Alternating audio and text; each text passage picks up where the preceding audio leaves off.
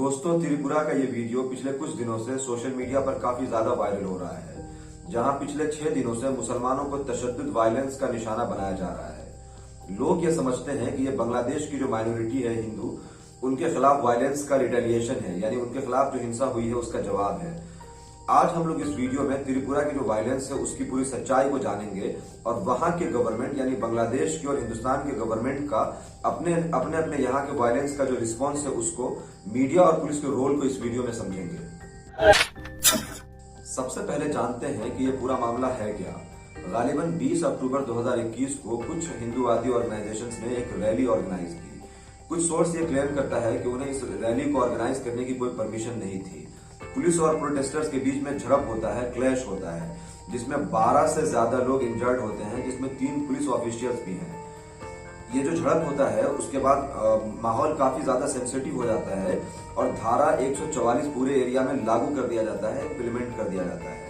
इसके बावजूद भी कुछ हिंदूवादी ऑर्गेनाइजेशन जैसे कि विश्व हिंदू परिषद, राष्ट्रीय स्वयं सेवक, बजरंग दल, उसके अलावा हिंदू जागृति मंच, ऐसे हिंदू ऑर्गेनाइजेशंस ने हुंकार रैलियां की, जिसमें काफी ज्यादा भड़काने वाले और बहुत ही अफसोसनाक नारे लगाए गए मुसलमानों के खिलाफ।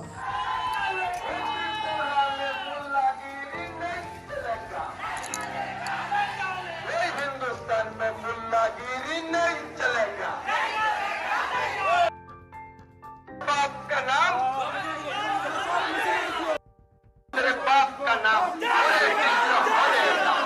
ये नारे इतने अफसोसनाक और इतने तकलीफ दे हैं कि उनको जबान से बोलते हुए भी बदन सिहरने को तैयार है। मैं ये सोचता हूँ कि अगर राम जी या सीता जी के बारे में ऐसे अल्फाज कहे जाए, ऐसे शब्द कहे जाए, तो कितनी तकलीफ होगी। कई मुसलमानों की दुकानों के ऊपर हमला किया गया, तोड़ा फोड़ा गया, आग लगा दिया गया। कई मुसलमानों के घरों के ऊपर भी हमला किया गया। कुछ प्रोमिनेंट मुस्लिम पर्सनालिटीज के घरों के ऊपर अटैक करके उनके घरों के ऊपर भगवा झंडा लहरा दिया गया। 27 मॉब वायलेंस की कंफर्म इंसिडेंट रिपोर्ट की गई है। इसके अलावा पानी सागर में 3 ऐसे मुसलमानों के घर हैं जिसके ऊपर अटैक किया गया, उनकी औरतों को मोलेस्ट किया गया। इसके अलावा 16 मस्जिदों के ऊपर कंफर्म अटैक्स की रिपोर्ट है, जिसमें से 3 मस्जिद में आग लगा दी गई। कैलाश शहर में अब्दुल मन्नान साहब, वहां पे एक प्रोमिनेंट मुस्लिम फेस है, उनके घर पे अटैक किया गया और उनके घर पे वीएचपी का झंडा जबरदस्ती फहराया गया। कानों में मार्केट एरियाज में मुस्लिम हॉकर्स को मारपीट करके भगा देना, इस तरह के कंफर्म्ड इंसिडेंट्स तो 21 आए हैं, लेकिन हमें यकीन है कि इससे कहीं ज्यादा इंसिडेंट्स हैं। हमारे पास खबरें भी आई हैं जिनको हम पूरी तरह कंफर्म नहीं कर पाए। चूंकि मीडिया हाउसेस बिकी हुई है और त्रिपुरा के ऊपर कोई कवरेज नहीं दे रही है, इसीलिए ये डेटा, इंफॉर्मेशन और फैक्ट्स हमें एसआई और जमीयतुल उलमा हिंद के जो लोकल मेंबर्स हैं उनसे प्राप्त हुई है। अब यहाँ पर एक चीज देखें कि पुलिस ये खुद एक्सेप्ट करती है कि हिंदुत्ववादी जो ऑर्गेनाइजेशंस हैं उनकी रैली में झड़प होने से उनके 3 पुलिस वाले इंजर्ड हुए, और वो खुद ये एक्सेप्ट करते हैं कि वो 150 मस्जिदों को प्रोटेक्ट करने के लिए अपना बल तैनात किया हुआ है। उसके बाद जो लोग त्रिपुरा के मुसलमानों के लिए आवाज उठा रहे हैं या कवरेज दे रहे हैं, उनको ये धमकी देना कि ऐसा कुछ नहीं हो रहा, ये सब रूमर है और उनके खिलाफ सख्त कार्रवाई की जाएगी। पुलिस का ये जो एक्शन है ये किसी बड़े साजिश को बेनकाब करता है। यहाँ पे एक और चीज नोट करें कि जो भी वायलेंस हो रहा है ये त्रिपुरा के रिमोट एरियाज में हो रहा है, जहां मुसलमानों की आबादी सिर्फ 2% है। तो त्रिपुरा में जो पुलिस मस्जिदों को प्रोटेक्ट करने के लिए तैनात है वो मेजोरिटी एरिया में है। तो ये कहना कि पुलिस मस्जिदों को प्रोटेक्ट कर रही है, ये भी आधा सच है। और उसमें भी आप देखिए सारी डिस्ट्रिक्ट में ये समझ में आ रहा है कि जो डिस्ट्रिक्ट सेंटर्स हैं, आमतौर पे वहां पे ये इंसिडेंट नहीं हुए हैं, बल्कि एडजॉइनिंग कस्बों में या थोड़े से रिमोट एरियाज में वहां पे ये इंसिडेंट्स हो रहे हैं।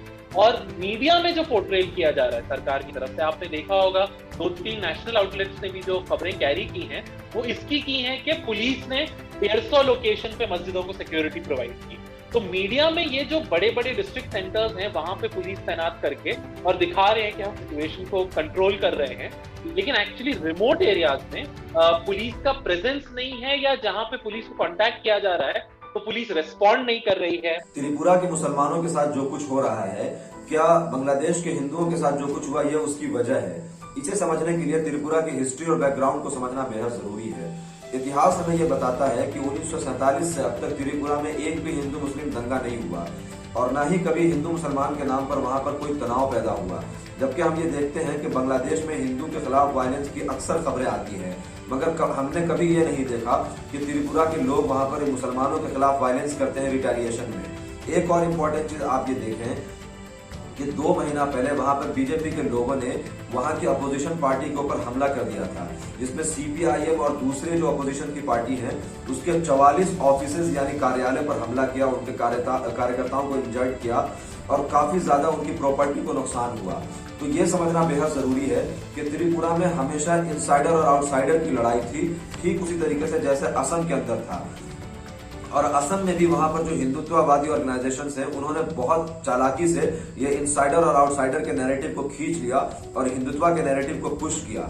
उसी तरीके से त्रिपुरा में वहां पर ऐसा किया गया कि हिंदुत्व के नैरेटिव को वहां पर पुश किया गया। अब हम ये समझ सकते हैं कि हिंदुत्व के नैरेटिव को पुश करने से किस पार्टी को फायदा होता है। बांग्लादेश में जो हिंदुओं के खिलाफ वायलेंस हुई और हिंदुस्तान के अंदर त्रिपुरा में जो मुसलमानों के खिलाफ वायलेंस हुई, उसमें गवर्नमेंट के और मीडिया के रोल को समझना बेहद जरूरी है। हम ये देखते हैं कि बांग्लादेश में जब हिंदुओं के खिलाफ वायलेंस हुई तो खुद बांग्लादेश की जो मीडिया है उन्होंने खूब बढ़ चढ़ कर उसके ऊपर बात की, उसको कवरेज दिया। यहाँ तक कि हिंदुस्तान की जो मेन स्ट्रीम मीडिया है उसने खूब ज्यादा कवरेज दिया और बहुत सारी डिबेट्स हुई। लेकिन त्रिपुरा के मामले में ऐसा नहीं है। मेन स्ट्रीम मीडिया बिल्कुल चुप्पी साधे हुई है, ना तो कोई डिबेट हुआ है ना कोई कवरेज दिया गया है। जबकि बांग्लादेश के मामले में हम ये देखते हैं कि वहां की प्राइम मिनिस्टर शेख हसीना खुद आकर के ये कहती हैं कि जो भी कुलप्रिट्स हैं, जो भी कसूरवार हैं, उनको पनिशमेंट दिया जाए। She has said with great clarity that action should be taken against all those who are responsible for these attacks and deaths. They are also Bangladeshis. 8 or 9% of Bangladeshis are Hindus, and it's very important that this minority is not troubled. And that is a point Sheikh Mujibur Rahman would have wanted, and that is exactly what his daughter, the Prime Minister of Bangladesh, is doing.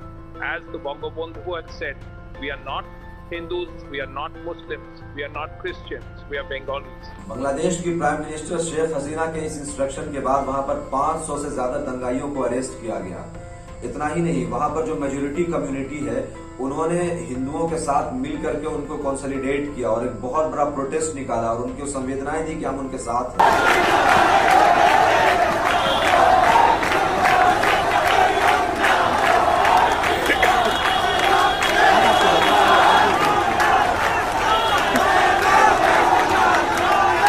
अब अगर आप Indian government के response को देखें तो आज 7 दिन से ज्यादा हो चुका है।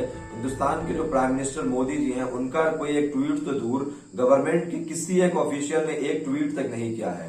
और आम आदमी यहाँ पर मुसलमानों के बारे में किस तरह से सोचते हैं, इसे अगर समझना है तो अपोजिशन के लीडर राहुल गांधी ने एक संवेदना में ट्वीट की। आप जाकर के देख सकते हैं कि किस तरीके से उनको ट्रोल किया जा रहा है और उनके खिलाफ गालियां लिखी जा रही है।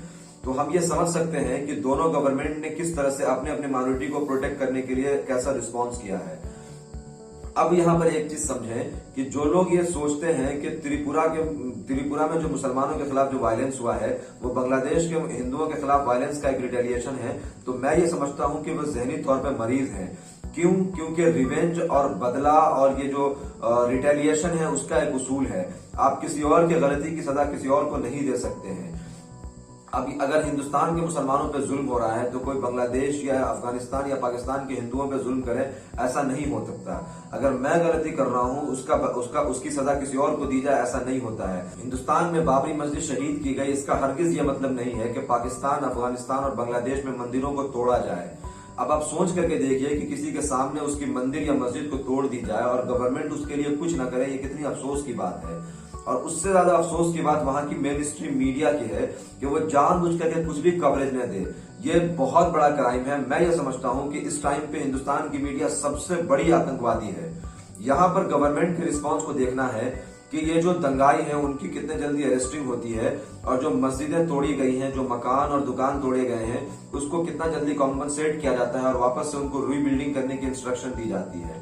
वीडियो अगर आपको इन्फॉर्मेटिव लगती है तो इसको ज्यादा से ज्यादा शेयर करें। कमेंट में जरूर बताएं कि वीडियो आपको कैसा लगा। Thank you.